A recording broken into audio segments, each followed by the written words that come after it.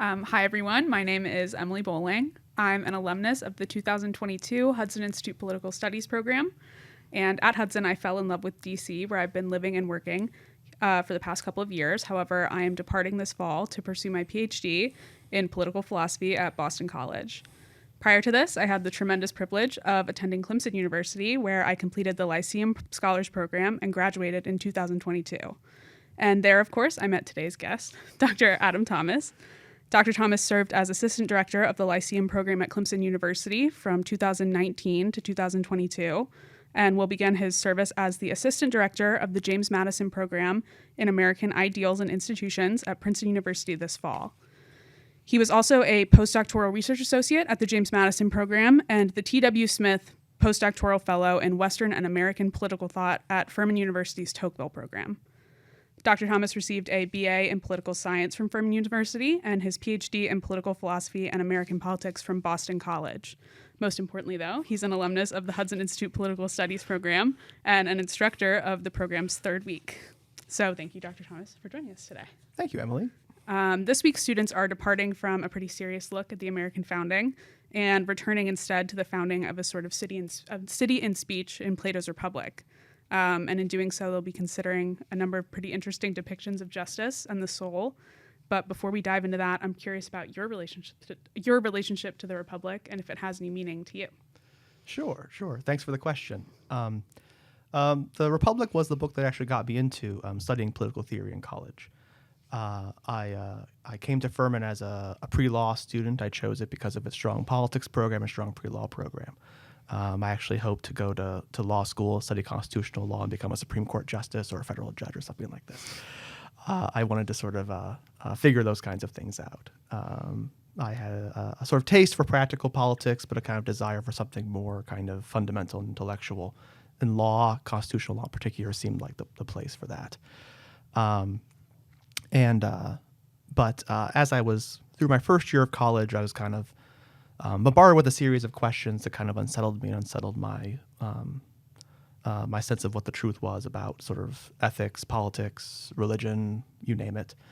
I sort of grew less sure, I guess, of whether law school was really for me, insofar as law school seemed to be about kind of training yourself to kind of advance a cause of some kind. And I found that a lot of my peers in the same boat were just too sure of themselves. I didn't necessarily want to be one of those people in that kind of line of work necessarily anymore. And luckily, my sophomore year then, I took an intro political theory class where there were only 3 books that we read. The Machiavelli's Prince, Plato's Republic, and the Bible, Genesis and Exodus.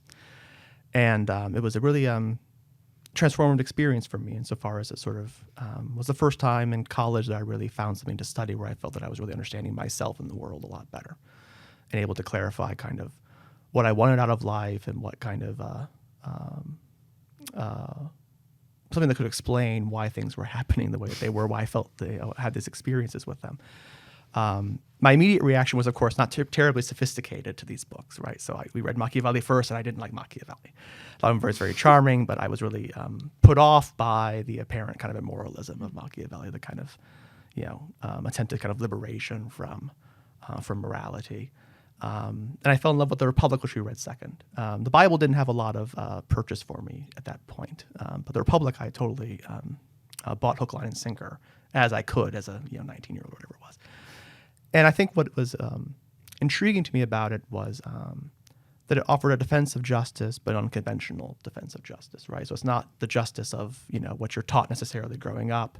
It's a kind of attempt at a sort of a philosophic defense of justice, right? Doing, I remember very distinctly reading the Refutation of Thrasymachus and thinking, yeah, I like this guy Socrates. This guy Thrasymachus kind of, he seemed kind of like an ugly person to me with ugly opinions, and I was glad to see someone show that they weren't just ugly in the sense, a moral sense maybe, but like also that he was deficient in self-knowledge, right? That self-knowledge and kind of devotion to morality or justice could go together. And so I was very taken with the book as kind of outlining a way in which one could understand politics, justice, and a kind of orientation toward the truth in a way that was just very attractive to me. And so I took a class on Plato. Then the next semester, read a bunch of Platonic dialogues, and was kind of off to the races from that point. And so, the book really did have quite an effect in turning me toward, a study of political theory in college, and eventually to graduate school. I went to Boston College after undergraduate, and here I am, I guess. That's interesting that you mention the reputation of Thrasymachus being really sort of the turning point for you, because I feel like I had sort of a similar experience reading Plato. I liked when I first read it, and like now that it's more of a personal experience. Like, you get to see these people that you sort of understand and maybe relate to yourself or other people in your life. And that seems relevant to me as a student. And I don't know if that seems relevant to you as a teacher. As in, Socrates takes a lot of time to kind of understand the people, not just their arguments. And that feels relevant to me maybe as a teacher. And I'm wondering if that's been your experience at all. Mm-hmm.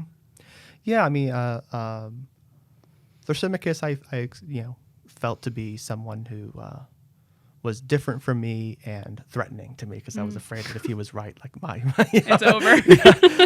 Whereas like Glaucon and Erymanthus, I felt a great deal of sympathy for, right? Because while they have doubts about justice and doubts about whether being devoted to justice will actually be good for them, they also are obviously attached to and wanted to succeed.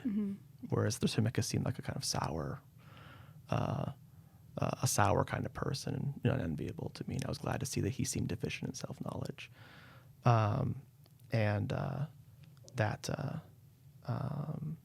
I see, and that's what's nice about Plato generally, I think, right? That's the art of Plato, is he serves you up all these characters in the dialogue. You get to sort of you're made to see yourself in them. That's, yeah. My Thrasymachician soul jumps out. I read it. That's interesting. It also, I kind of agree with what you're saying, that it seems less of like Glaucon and Adeimantus' fault. Thrasymachus just seems to be wanting to be against it, whereas the others seem much more receptive in some way. Yeah, I mean, Thrasymachus, he seems really moved by, what seems to move him first of all, right, is his experience of justice seems to be of, he sees rulers who write laws that people obey, even though they're terrible for them and exploitative. And he's kind of fascinated and repulsed by this, it seems like. And that's what justice is, right? Is people figuring out how to exploit people by writing laws that benefit the ruling class at the expense of the ruled, right? And that is obviously a phenomenon we observe in politics all the time, right? That laws seem to be, not to bring about a common good, but rather the good for some over others. But is that in fact what justice is entirely? That's the move that he then tries to make, right? Is justice that thing? And I can maybe, teach you how you can make it work for you, right? But what Socrates shows, right, is that he puts that idea, that observation, right, that conviction that justice is essentially this kind of exploitative legislation on behalf of the ruling class, intelligent ruling class at least, in tension with Thrasymachus' devotion to art more generally, right? He but he seems attached to musicians being musicians, not because they get the better for themselves, but because they are part of a symphony. He's attracted to medicine because it cures people. He seems attracted to teaching, right, because he actually teaches people the truth, not because it's just about him getting a bunch of cash or something at the end. And Socrates shows that these two things are in tension, that he needs to either interpret the everyday arts, even of teaching, in light of what he thinks about justice, that everything is just about money-making, and exploitation of others for your own self. Or maybe he should interpret politics, the true political art, in terms of his experience of the other arts, right? That the true statesman brings about a common good, the way that that is sort of distinct from his own getting the better, in the way that a doctor brings about, right, health, or a musician brings about music, good music. So, and it's just like, yeah, I have something in common with Thrasymachus in that certain way, that when you think about it, that makes sense as a kind of experience you might have of what justice is, exploitation, and trying to figure that out and deal with that element of the world. But wait a minute, I also have this experience of, I don't define Dr. Oz is not really a doctor, right? Dr. Phil. Okay, so what? So is the political art something like, how I think about medicine, or is it something else? And then with Glaucon, you can see, and Adeimantus, how they come to light as characters. You have a kind of, they're different, but also like you, and you kind of, as you explore these people, you're exploring yourself and gaining a kind of sympathy for the variety of characters and the opinions that seem to go along with their character.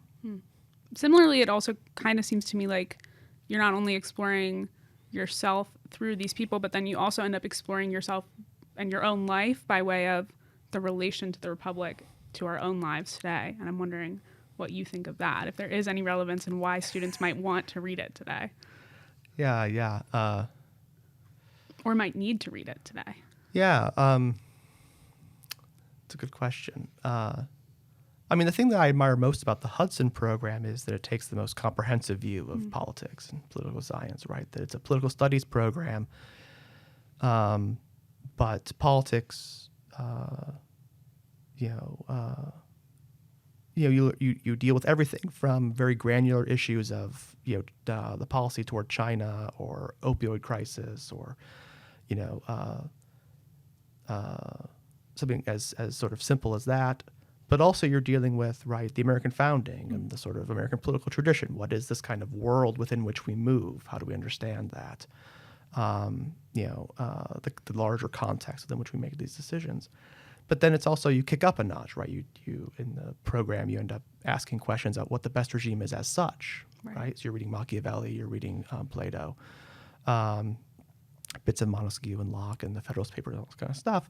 So you're raising this question of what makes for good government, period. And of course, you also have this question, certainly with the Republic, but with also with the last week, the Tempest and the Bible and the New Atlantis.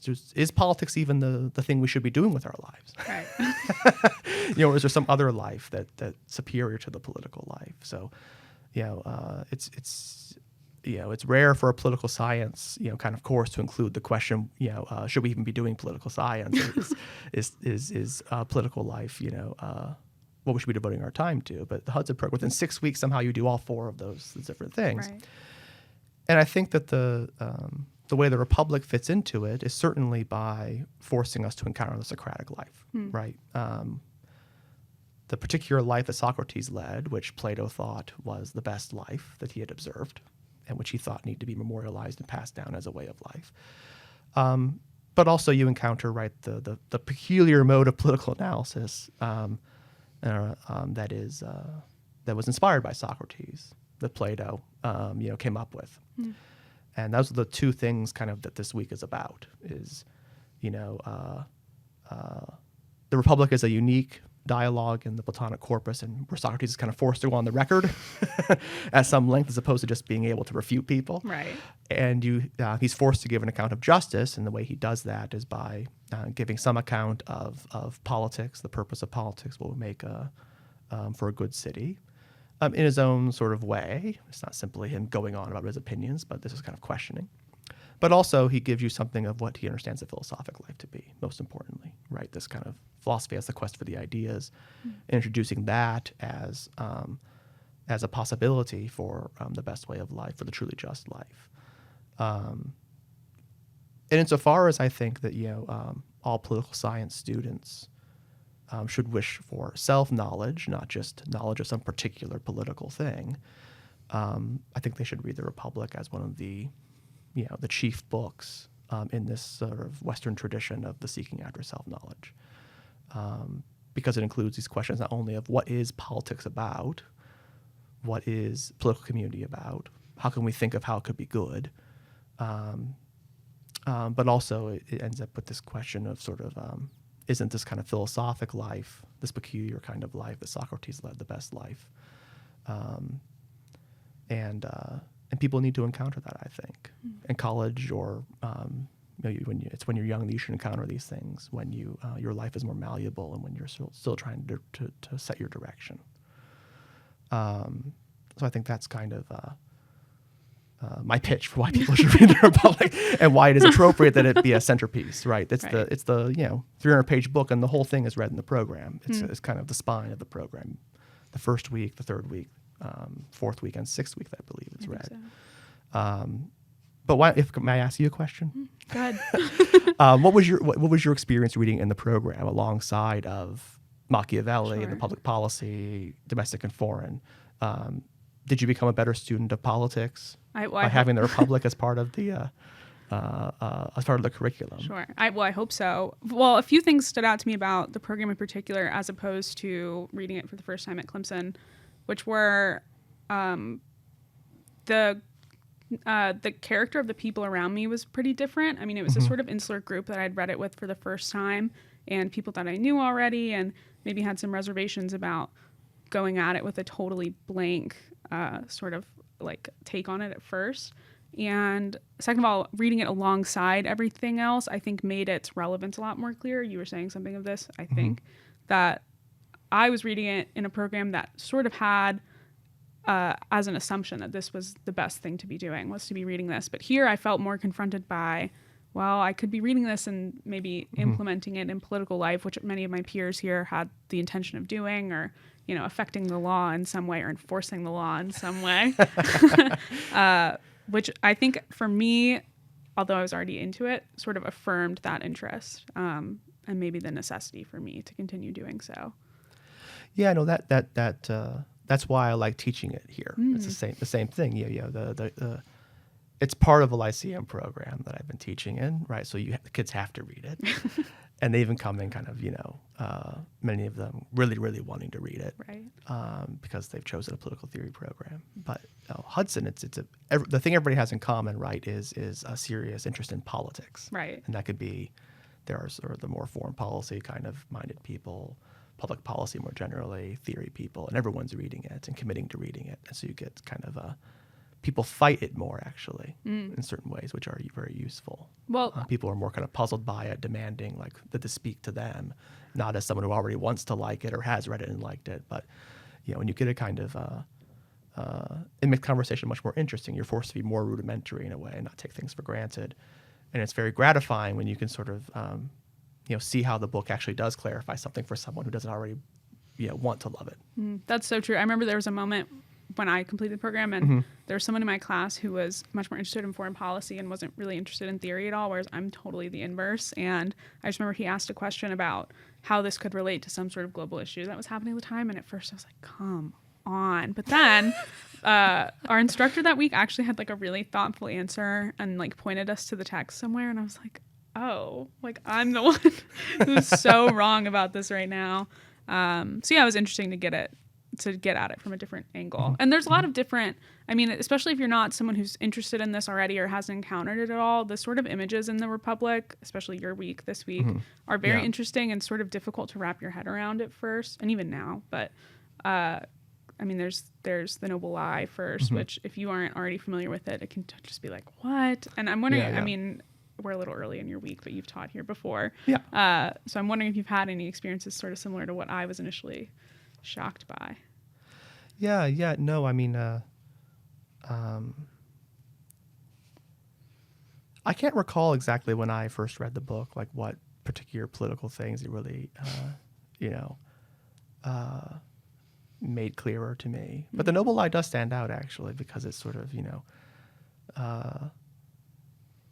has the kind of the two parts, this kind of myth of the earth, this kind of divinizing of the founding of the city. The guardian class are all educated below the earth and sent up by the mother earth, whatever, this crazy thing. And they should treat her as comrades who defend the earth as their mother, because the land becomes the motherland, this whole thing.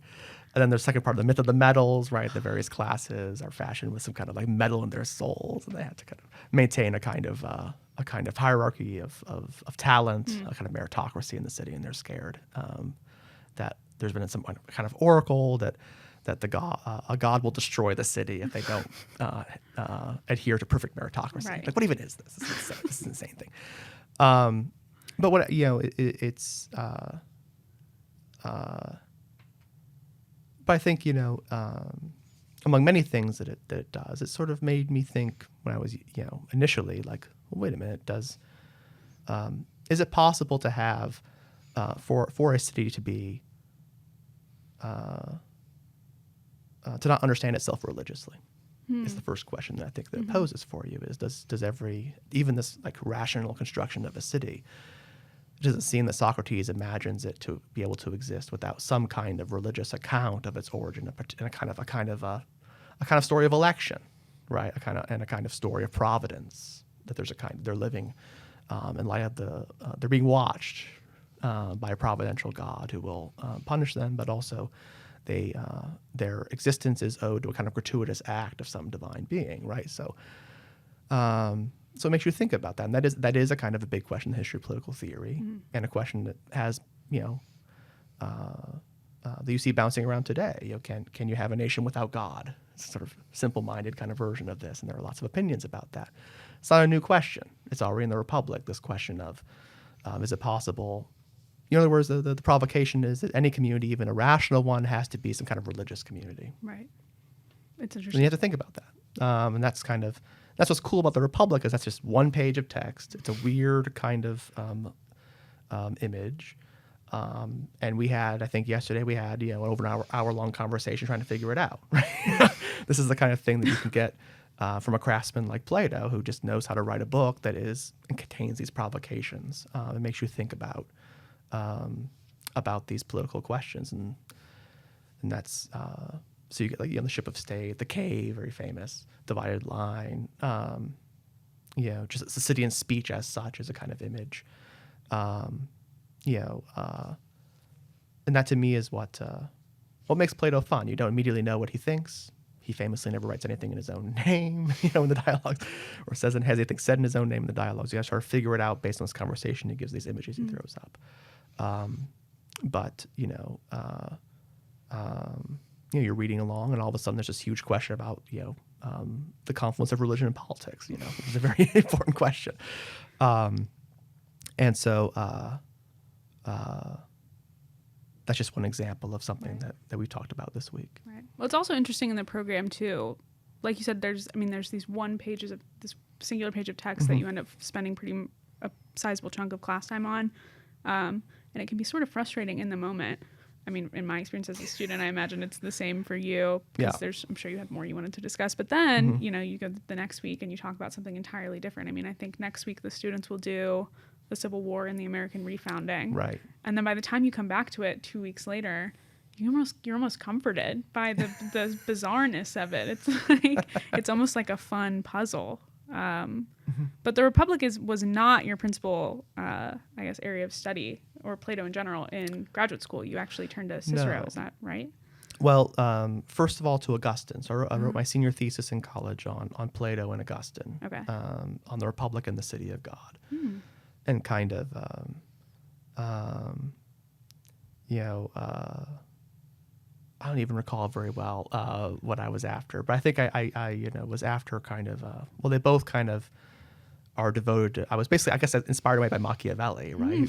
They're both, two taken by imaginary republics, right? Sure. Like the City of God or the City in Speech. And I kind of wanted to figure out kind of, just find some basic ways of comparing kind of, how they understand justice through their descriptions of these communities of justice, I guess.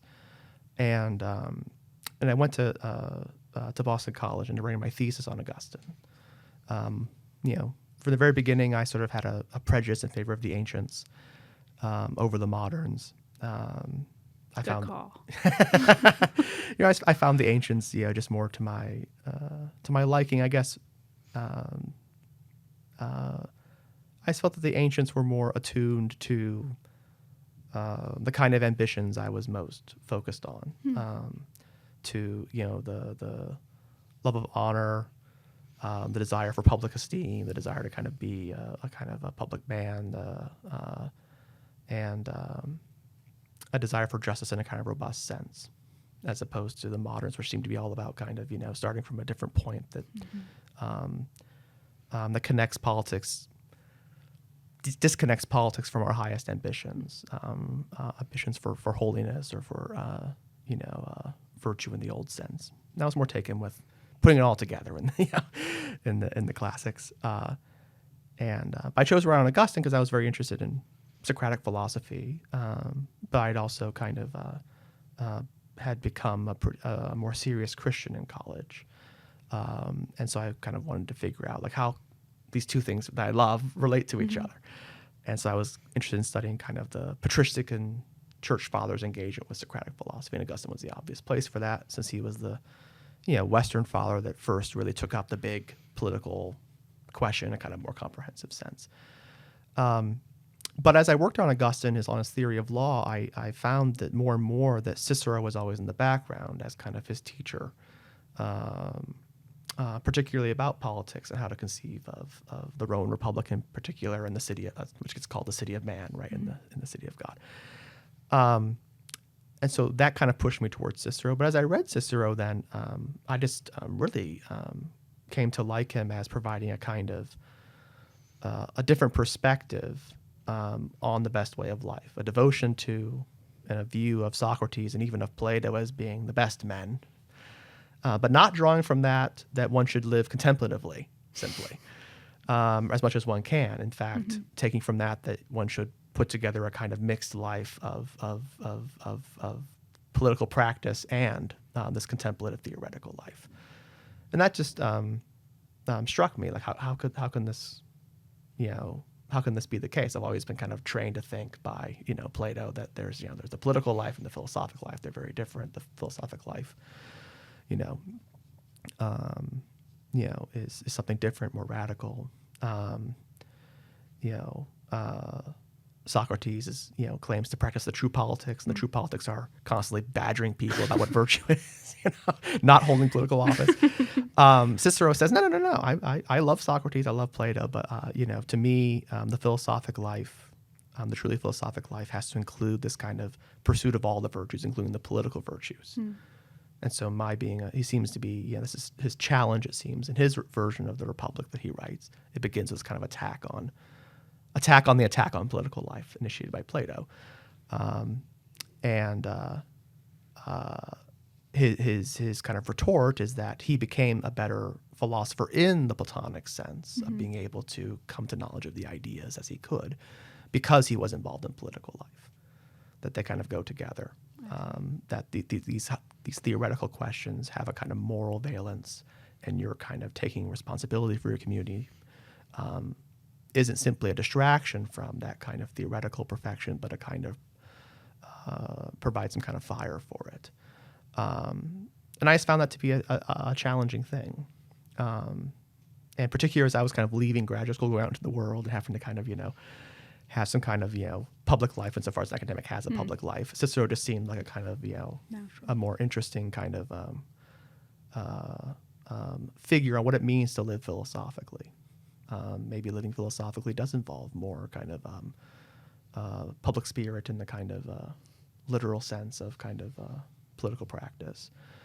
And so, my own reading of the Republic then, of Plato has the original Republic, right, has been kind of influenced and kind of made better, I think, by studying Cicero and his kind of, translation of the argument, but also criticism of the argument. Interesting. That makes sense to me. I haven't read as much Cicero, so I'm not actually totally, I feel convinced because you just persuaded me really well, but I haven't read enough to know if what you're saying is right. Well, thank you, Dr. Thomas, for joining us today. If you're interested in learning more from Dr. Thomas, please apply to the Hudson Institute Political Studies program or to Princeton University, where Dr. Thomas will be full-time. Thank you. Thank you, Emily.